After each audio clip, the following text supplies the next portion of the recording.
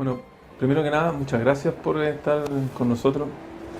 Hablamos antes de partir, ¿verdad?, que la fuerza del testimonio es irrepetible. Creemos nosotros que más allá de las teorías, más allá de lo que uno pueda decir desde el sentido común, como hablamos, una persona que ha pasado por una experiencia tan difícil como la que vamos a tratar hoy día, tiene mucho más que decir o puede llegar mucho más a la gente. Y nuestro objetivo fundamentalmente es justamente llegar a las personas, que las personas encuentren en un programa como el que estamos haciendo nosotros, ¿verdad? Encuentren algo que los oriente, que los ayude, se encuentren con alguien que empatiza con ellos. Y por eso entonces tu testimonio de verdad es y será muy importante en ese sentido. Así que muy agradecido. Bueno, un gusto, Sí. en todo caso. Sí, sí, sí. Bueno, partamos de inmediato, vamos Sí, al sí. área chica, como lo conversamos, ¿verdad? Ujú, sí. Por favor, cuéntanos cómo fue tu intento de suicidio, cómo, en dónde se dio, cómo se dio, cuáles fueron las circunstancias, al menos lo que tú nos puedas contar, recordar. Sí, sí, sí, sí, sí, sí. Esto fue hace cuánto ya, en marzo de este año, y en un contexto de un cambio de trabajo, en un contexto de hartas cosas, en un contexto en el cual hay sentía como un fracaso en cuanto a creaciones artísticas. Ujú. Y ya entonces me medía vitalmente en plata, a nivel de sueldo. Me vi en un trabajo que efectivamente no podía dar abasto porque tenía desconocimiento respecto de eso.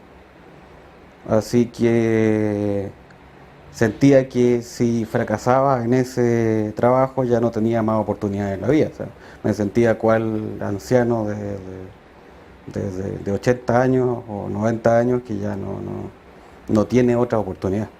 Pregunta, Entonces, ahí el concepto pareciera ser el del fracaso, ¿no? sí, claro, sí, claro, claro que sí, sí. Sí, fracaso como fracaso irreversible en este caso. Ah, Entonces a eso, y en el peor, en el sentido más negativo de la palabra, ¿no? Eso como de no poder más. ujú. Entonces en eso, un día domingo en que tenía que preparar cosas, me veía sobrepasado por el trabajo. eh, Pensé en dos alternativas, dije aquí está la muerte lenta o la muerte rápida, y entonces ingerí una gran cantidad de pastillas, estaba en mi dormitorio, o sea, como que había aceptado ya muriéndome lentamente, o sea, allí no habían opciones de vida, sino que lo que había era, insisto, una muerte lenta y la muerte rápida. Entonces elegí en ese momento la muerte rápida. Primero ingerí una gran cantidad de fármacos, y luego que vi que eso ya no me estaba haciendo mucho efecto, fui al baño y me corté las venas. Claro, me hice un corte efectivamente en las muñecas con unas hojas de afeitar, porque el cuchillo eh, irónicamente el cuchillo más afilado de la casa no me cortó, así que dije, bueno, lo voy a hacer a la manera que lo hizo mi abuelo una vez, que también intentó suicidarse, y así lo hice. Ahora, en el intertanto, cuando tú tomas la decisión de cortarte las venas, luego que te das cuenta que las pastillas no funcionan, en ese momento, ¿habías algún otro pensamiento en tu cabeza? ¿Pensabas, por ejemplo, en tu familia, que estabas en la casa de alguien? ¿O solo estabas pensando en hacerlo? ¿Qué ocurría en ese rato? Hasta que tomaste la hoja de afeitar y te cortaste las venas. Y había una amiga que me estaba tratando de ayudar con las cosas referentes a ese trabajo, pero honestamente yo dije ya no puedo más.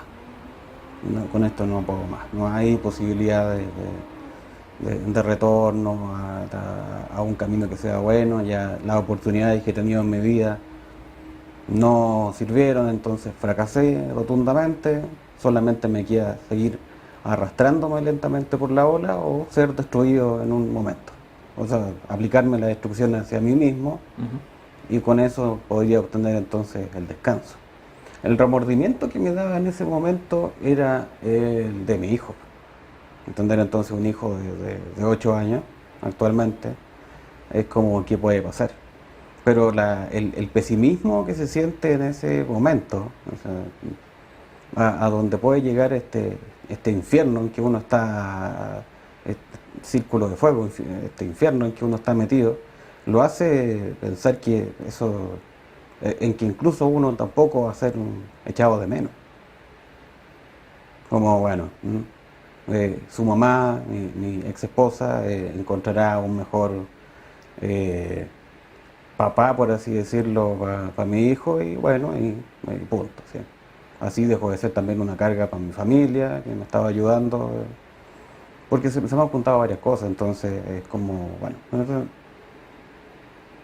voy a hacer una carga menos para todo y soy perfectamente reemplazable en este esquema. Sí. Ahora, me gustaría agregar que una vez que esto pasa, una vez que efectivamente me corté las venas y me empieza a salir la sangre y todo eso, y empiezo a ver que la cosa es verdaderamente terrible y está en la cercanía de la muerte, ahí es donde aparece el instinto, yo creo que mamífero, de supervivencia, de que uno quiere seguir viviendo. Fue como lo natural en que uno está ahí. Y eh, claro, es la peor, uno puede decir es la peor vía, pero finalmente es una vía por la cual yo me di cuenta que hasta ese momento no me había dado cuenta de cuánto me querían mis padres, que fueron los primeros que vieron esto. O sea, no pensé. Y aquello me genera culpa, ¿eh? O sea, hasta el día de hoy, eso que ya han pasado ya varios meses, como 4 meses, 5 meses, me parece como si fuera más tiempo. Pero eh, me genera culpa porque el llanto de mi madre cuando me llevaron a la asistencia médica y toda la cosa fue verdaderamente doloroso, o sea, y mi papá también. Lo entendí de una manera terrible, pero entendí que efectivamente era muy querido por ella, soy muy amado por ella. De Sin otra manera embargo, no lo hubiese entendido. sin embargo, durante la experiencia en este intertanto que yo te preguntaba, tu, tu idea, tu sensación, tu sentimiento era totalmente contrario.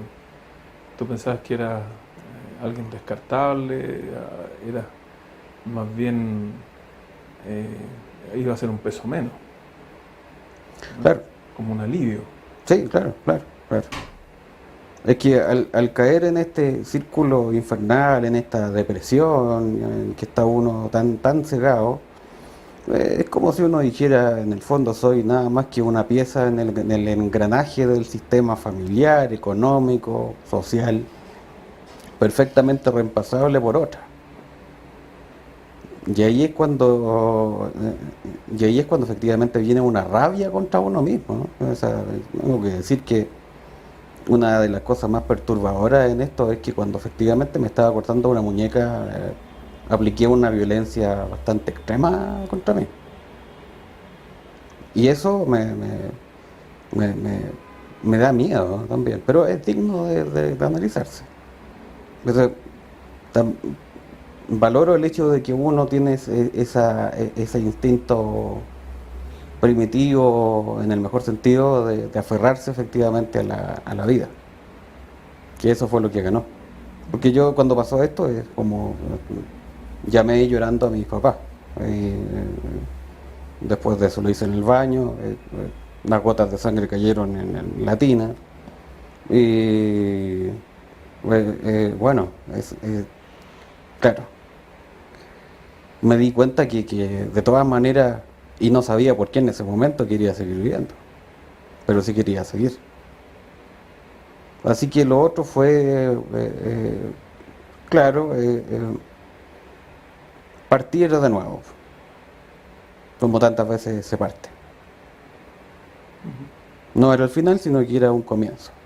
Ahora, ¿esta idea se te planteó de un minuto para otro o fue algo que fuiste pensando a través del tiempo? No. Esto no es de un momento para otro. Esto tiene que ver es yo creo que es multifactorial. Por lo menos en mi caso es multifactorial. tiene que ver con un historial como de personas que a uno lo crían en el mejor sentido, de la mejor manera posible, con las mejores intenciones, pero que tienen una idea bastante oscura de la vida, Ujú. donde ahí uno se pone a pensar, bueno, ¿quién ha hecho algo así en mi familia? Sí, sí. Tengo un abuelo que lo intentó, pero se salvó, y tengo otro abuelo que lo hizo y le funcionó. Y por motivos, ahora que lo pienso, bastante similares, ¿eh? Me sentía inútil laboralmente y se ahorcó. Sí. Ahora y lo mismo le pasó a mi otro abuelo también. También. Eso que ya están jubilados o casi jubilados, que ya no los van a contratar para los trabajos que hacen, a lo que se dedican. Entonces ya ven ahí entonces el final, y antes de querer ser una carga o no tener motivos para vivir, algo así, deciden suicidarse. Lamentablemente es más común de lo que pareciese. Esta idea de ser inútil,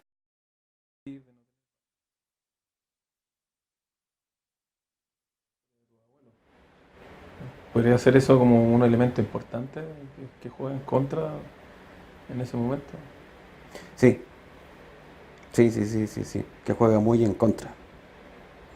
Y aquello tiene que ver, además de las historias familiares, es que también eh, lo que ha ido pasando es este proceso en el cual estamos en un sistema capitalista salvaje, que se ha ido haciendo más bárbaro, más terrible en la medida del tiempo. Entonces yo lo pienso es como, en el caso de mis abuelos, es como te- tienes que trabajar y esa es la vida. O sea, ganarse la vida es en el fondo el trabajo. No implica emociones, reflexiones, sino que implica efectivamente la idea del trabajo. La idea de un jefe o un patrón que está obligando al sujeto a ser obediente con ese tipo de cosas. Pero ahora se ha vuelto mucho más complejo porque ahora viene desde adentro. O sea, mi generación de los 30, 40 años viene con la idea de que hay que realizarse y de que la autorrealización es efectivamente tener un buen trabajo, viajar, en Es fin, económica, ¿no? es económica, material y visible en lo superficial, porque además se masifica en las redes sociales.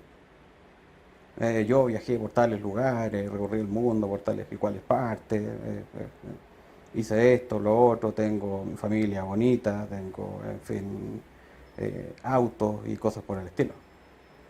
Entonces, pero a cambio de eso uno está efectivamente vendiendo su alma al dios del capitalismo, o al demonio del capitalismo, como se quiera. En esto ahí. Entonces, ¿Y eso, ese fue tu sentimiento, como el no tener la capacidad económica fue el gatillante para ti no de todo tener la esto? capacidad económica y tampoco no haber tenido la fama en mis creaciones artísticas. Como ya no fui famoso, ya no tuve un buen pasar económico, por lo tanto ahora lo que me queda es morir. Estaba pensando a propósito de lo que tú acabas de decir, que recién hablábamos del fracaso y ahora estamos hablando del éxito. Pareciera ser como esa la dimensión de experiencia en la que te estuviste moviendo durante ese tiempo. Y lo importante en esto es que estos dos conceptos de éxito y de fracaso que estamos consumiendo diariamente, que todo eso ahí, son, son parte de la misma moneda del sistema en que estamos. Entonces, aquí hay una cosa, hay que asumir que estamos en un sistema enfermo, en un sistema terrible en que esta idea de que nada es imposible, hay que tener cuidado con eso de nada es imposible, ¿eh? Porque nada es imposible es parte de- es tomado efectivamente por este esquema neoliberal, capitalista, como se le quiera llamar, para la autoexplotación de la persona. No sé si soy claro en lo que estoy diciendo. No sé. Por favor, desarrollalo. Yo creo Eh, eh, que está re interesante y probablemente la gente al escucharte se siente identificada, así que mm. expláyate. En muchos trabajos, y también se da en la publicidad que uno puede ver efectivamente que si uno trabaja mucho, uno puede tener una vida mejor en un sentido material. Entonces, se hacen horas extras, uno trabaja mucho, puede ir ascendiendo de esa manera en todo tipo o en muchos tipos de trabajo, haciendo muchas cosas a la vez.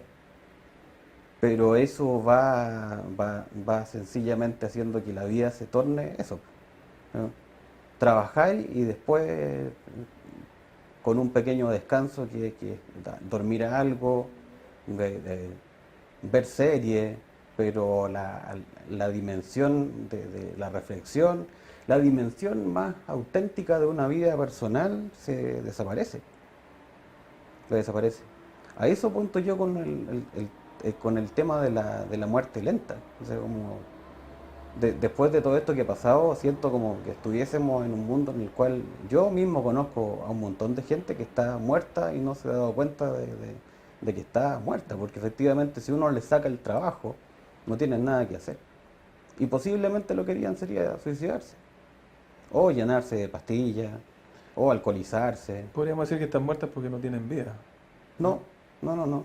Eh, el único sentido que le han, el único sentido que le dan a su vida. Yo creo que Nietzsche hablaba de algo así al respecto, como que el último hombre es aquel que únicamente trabaja, aquel que solo trabaja. Entonces, con esto uno se va vaciando de lo humano propiamente tal y uno se convierte en una máquina. ¿No? Y uno es una máquina que produce. Entonces uno está haciendo plata, haciendo un trabajo, pero por plata, plata. Es interesante la metáfora porque si lo llevamos al terreno de lo que tú planteas al principio, esto de sentirte inútil, de no sentir que tenías valor, que ibas a ser un problema menos para la gente que te rodea, cosa que después, bueno, Ujú. en tus mismas palabras te diste cuenta que no era así, que tus padres te amaban, te Sí, adoraban, sí, pero sí, sí. hasta ese minuto tu sensación, tu creencia era completamente contraria. Entonces, si aplicamos la idea de la máquina, ¿no? En este contexto, es como una máquina que nos rinde, bueno, la cambiamos por otra, la botamos, la tiramos a la chatarra. Claro, claro que sí, sí. Sí, si yo soy una máquina que que ya no rinde, que ya se quemó, ¿no? Claro, Pero ahí es ahí la contradicción también, porque si uno se vuelve una máquina que no para, ¿no? Que no se detiene, o que se detiene solamente para dormir ¿no? Y para saludar a los hijos, ¿no? Con suerte y la familia, y comer algo a la rápida, si uno es una máquina que prácticamente no se detiene, uno más temprano o más tarde se va a quemar. O sea que esto conduce hacia situaciones de fracaso, a que uno se enferme de alguna manera, y por eso es que se dé lamentablemente tanto el suicidio, los intentos de suicidio.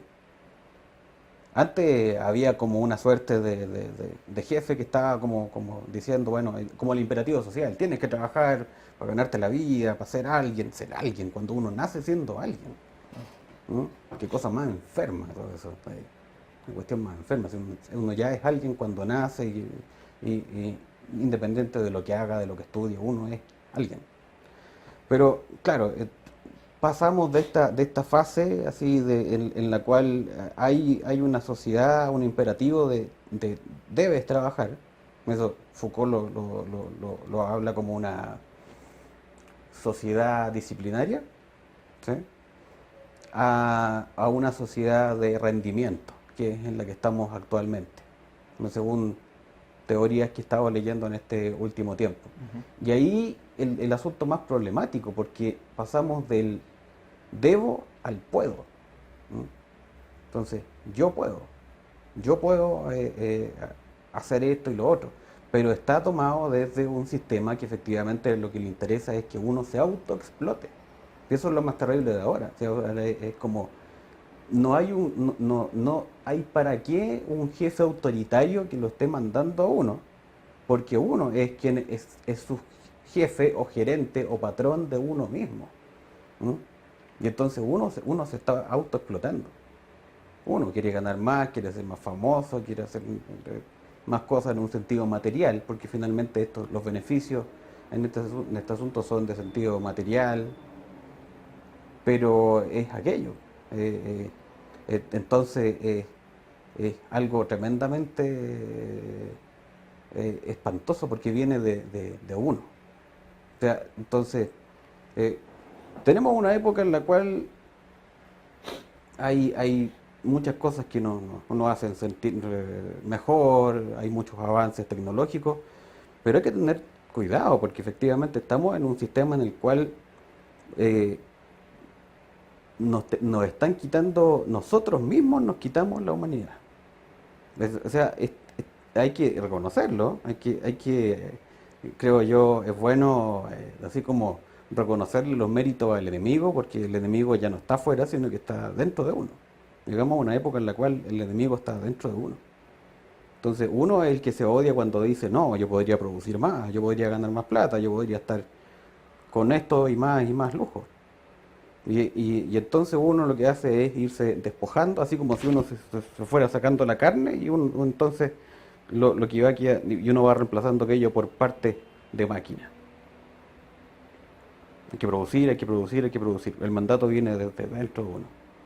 Y es tremendamente difícil, es algo en lo cual hay que, creo yo que hay que concientizar de que tenemos que de alguna manera parar esto, porque si A no, propósito, es un, es, una suerte de humanidad que va hacia la aniquilación. a propósito, fíjate, colgándome tus palabras, quiero preguntarte algo, digamos, escuchar tu opinión en relación a lo mismo. Porque la imagen que tú nos entregas es una imagen muy clara, ¿no? De cómo se va cambiando el tejido, ¿verdad? La Mm, carne, el mm. tejido, por partes de máquina. Una imagen como de irse robotizando.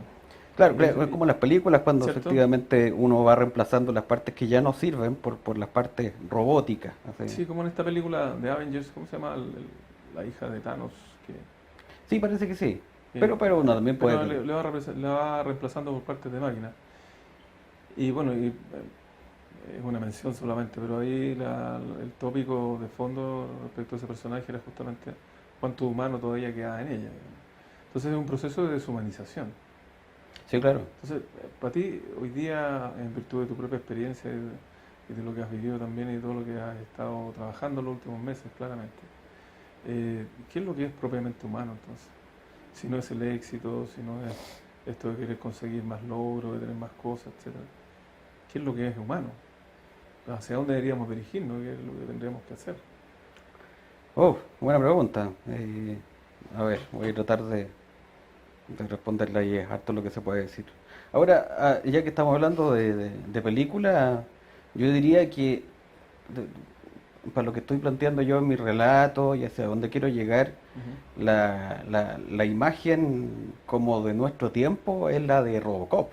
Claro, yo Ujú. diría que en este caso vieran la película de finales de los 80 más que la que se hizo hace poco. Ujú. La versión original, claro, porque efectivamente son los despojos que quedan, es como la cabeza y la columna que queda de este policía que lo matan salvajemente y esa es la que sirve como para insertarla en un cuerpo, si se puede llamar cuerpo, una máquina que tiende a ser como un ser humano y claro, y es bastante más eficaz, ese es Claro. el término, contra el crimen. La imagen de ese Robocop es aquello. Pero ahí uno puede evidenciar en esa película que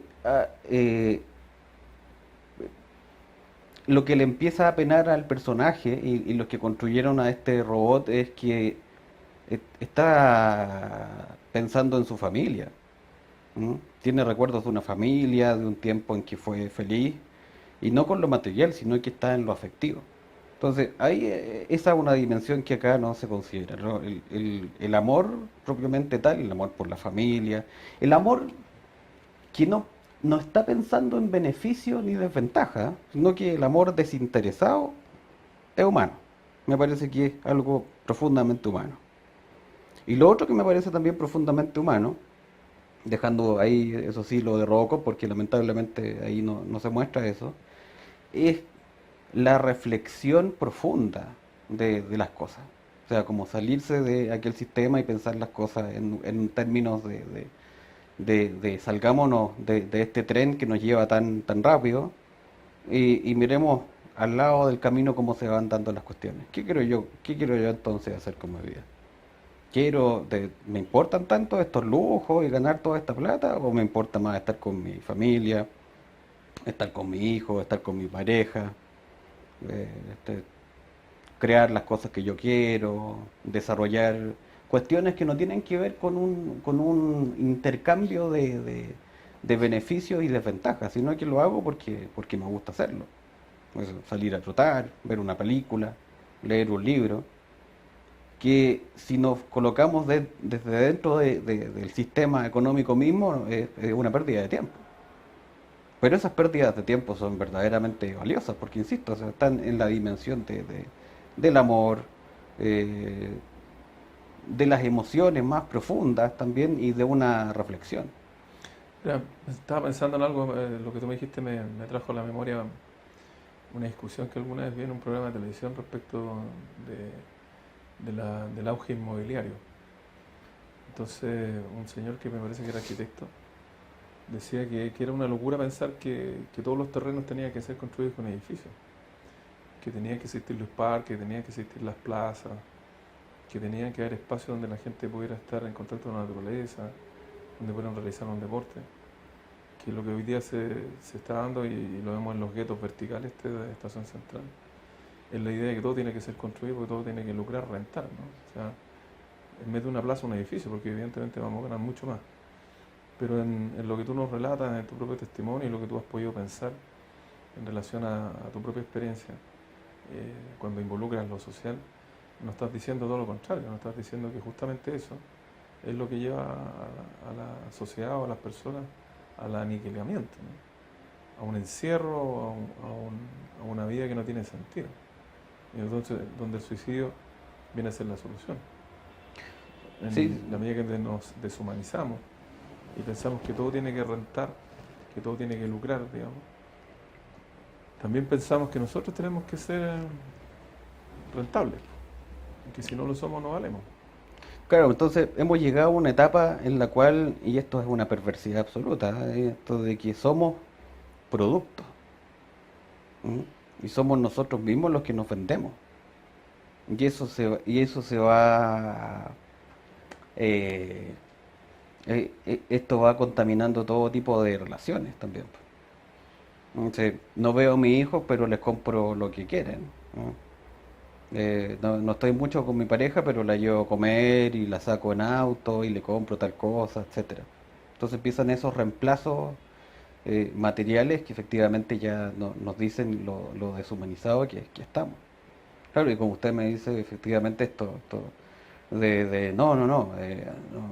no dejemos la plaza, no dejemos el espacio natural donde la gente puede sentarse, pensar más en las cosas, ¿no? Sentirse mejor, sino que construyamos ahí un lugar donde la gente viva o mal viva, ¿no? En los edificios. Entonces, yo tiendo a pensar que los espacios naturales son aquellos en los cuales uno se puede sentir mejor.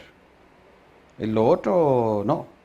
En lo otro, esta idea del progreso desmesurado, de que, o sea, hay que construir en todas partes, hay que colocar aquí un edificio, un mall, tengo que maximizar mis capacidades de trabajo.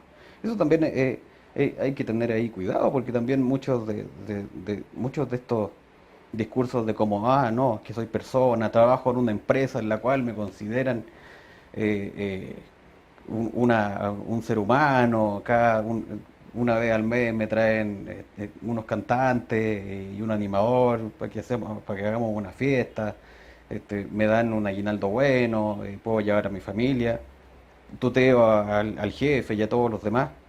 O sea, por favor, o sea, perdón, pero eso es una mierda muy grande. Aquello está hecho efectivamente con la apariencia humana, pero efectivamente está hecho para la autoexplotación. Así que cuidado con aquello, cuidado con aquello. Es un lobo con piel de oveja, entonces. Sí, claro, porque esas ideas de como, no, ustedes pueden alcanzar todas las metas que quieren, de nada es imposible, es efectivamente una idea con la cual lo que se quiere es conseguir el máximo rendimiento de las personas, si es que se le puede llamar persona, porque ya no nos están mirando como personas, Claro. del máximo rendimiento. Y ahí es donde efectivamente, allí en algún momento entonces hay que parar, porque si no vamos derecho a una deshumanización. O sea, un día nos podemos dar cuenta que ya no, que nos vendimos totalmente y que todo lo que hacemos es operar de manera material, incluso con nuestros seres más queridos.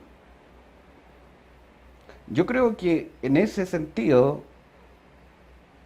eh, la experiencia de un intento de suicidio que es muy dolorosa, es buena porque obliga a replantearse las cosas, obliga entonces a pensar y a frenarse, o sea, porque uno, lo más probable es que venga de ahí una depresión y aquello, y entonces uno tenga que descansar. Y ahí entonces uno se vaya reconstruyendo y uno vaya pensando, bueno, ¿qué hay aquí? ¿Quería tales o cuales cosas? ¿Creo en el éxito? ¿Creo en el fracaso? En mi caso, por ejemplo, yo ya no creo en eso, ya creo que son términos nomás. Es la trampa de un sistema terrible que hay que sacarla de uno. Evidentemente con esto no estoy diciendo que uno no tenga que trabajar, pero hay una dimensión humana que tenemos que rescatar. Porque si no, vamos derecho al cataclismo, a la deshumanización total. Ese es el problema. Entonces, la vía de la reflexión más profunda, que puede ser religiosa o no, puede ser pensando en una divinidad, en una religión o en otra cosa, es una vía que me parece probable. A mí por lo menos me ha servido aquello. O sea, como una vida más contemplativa, donde uno disfruta de la naturaleza, donde uno disfruta como del cariño de la gente cercana, y donde uno empieza a pensar es que no es fracaso, sino que es un error. Y como es un error, en un sentido más espiritual, resulta que aprendo de los errores. Y entonces, bueno, si el error es más grande, más voy a aprender de aquello. Entonces voy mejorando, pero voy mejorando como persona, no como máquina. ¿Mm? Me voy rehumanizando en ese sentido, no me voy objetualizando, cosificando, sino que si me equivoco, efectivamente me equivoco y tengo más oportunidades para construir cosas Sí. y hay muchas más posibilidades de lo que uno pueda efectivamente hacer. Entonces, eso no hay que perderlo. Eso que uno llama como la vida contemplativa, la reflexión, el alejarse un poco de tanta tecnología y todo eso y empezar a leer un libro o bien pensar, ¿no? O conversar estas cosas. Y lo otro, antes también que quería decir acá también, que me parece fundamental en esto, es que estos temas tienen que hablarse. Estos temas tienen que hablarse y como todas las cosas es bueno, por lo menos a mí me ha servido y espero que a alguien también le sirva, que también este tipo de cuestiones hay que tomárselas con humor. Bueno, uno sabe hasta dónde puede llegar con las cosas de las que se ríe, pero efectivamente reírse con los amigos de lo que a uno le ha pasado y reírse de todas estas cosas es bastante beneficioso. Yo digo, eso sí, uno tiene que saber hasta dónde llega el humor. A mí el humor negro en este sentido me ha servido bastante como para que uno también diga, bueno, no soy el único a quien le puede pasar. Hay mucha más gente a la cual le puede pasar y lamentablemente día a día vemos que esto pasa. Entonces, eh, si uno es capaz de reírse también de estas cosas, es porque yo creo que estamos dando buenos pasos. Sí. Ujú. Mira, se nos ha acabado el tiempo, efectivamente. Quiero nuevamente agradecerte, porque como hablábamos al principio, el testimonio tiene una fuerza que ni las teorías, ni las palabras, ni el sentido común tienen. Y yo creo que la gente que te escuche va a encontrar en tus palabras no solamente la capacidad de empatizar, ¿no? De decir, me está ocurriendo lo mismo, sino que además has podido hablar de una solución, entre comillas, ¿no? De un camino que podría ayudar a la gente a salir de ese lugar. Y tiene que ver con esto que tú dijiste tan rotundo y tan potente de que uno nace siendo alguien, que eso es una condición que no se pierde nunca, pero que en este sistema, recogiendo tus palabras, en el que nosotros estamos viviendo hoy día, eso no es así. Uno tiene que ganarse ese lugar, por así decirlo, ¿no? Uno tiene que demostrar, tiene que llegar a ser alguien cuando en realidad no es así. Y que el tema económico es un tema secundario, ¿no? Y que lo más importante son los afectos. También rescato de tus palabras eso, de todas las cosas que se pueden rescatar, que son muchas, lo que has dicho. Y lo de la deshumanización también, ¿no? Entonces, ahora me quedo también con las palabras del sentido de humor, de esto de que después de un tiempo uno pueda reírse sanamente, ¿no? No como un humor negro, sino como algo que también le va dando una dimensión de experiencia, como diciendo, bueno, pasé por esto, o pasé por esto otro, así como uno se ríe de otras cosas, ¿no? Como de niño te reíste después de que te caíste del árbol y te quebraste la pierna, digamos. Te doy las gracias, de verdad que creo que la gente que te escuche va a encontrar, como te digo en tus palabras, más que simplemente un testimonio, también una orientación, y eso por supuesto es muy bueno. Así que muy agradecido. Sí, una última cosa Sí, que por me favor. gustaría Sí, sí. agregar en esto es, claro, sí. Eh, que que después en el proceso en que uno se va reconstruyendo, uno va entendiendo que tanto uno como los demás, independiente de los estudios que tengan, de la plata y todo eso, tenemos harto que entregar. Y eso claro, en la vorágine en que estamos no se suele dar cuenta. Es como uno suele decir como, pero ¿por qué tuve que llegar a esto como para darme cuenta de eso otro? Que quizás no había otra manera, lamentablemente. Entonces, sí, hay un dolor grande, hay una tristeza inmensa, pero de aquello efectivamente uno empieza entonces a valorarse más y a valorar también a los demás, más allá de lo material y de los beneficios que nos puedan dar. Sí, tú lo dijiste, ¿no? Somos todos valiosos per se. Sí, Todos somos valiosos independiente de cualquier condición que nosotros podamos tener, ¿no? No sé, nivel socioeconómico o lo que fuera, nivel de educación que podamos tener, somos todos valiosos. Y todos tenemos algo que decir, y todos somos pasajeros del mismo barco, digamos, ¿no? claro, entonces el punto es que cómo vamos a vivir el viaje. ¿Sí? Ujú. ¿Lo podemos desperdiciar en el materialismo o podemos aprovecharlo mejor haciéndonos bien a nosotros y haciéndonos bien a los demás? Eso es lo que yo creo ahora. Ujú. Muchas gracias. De nada.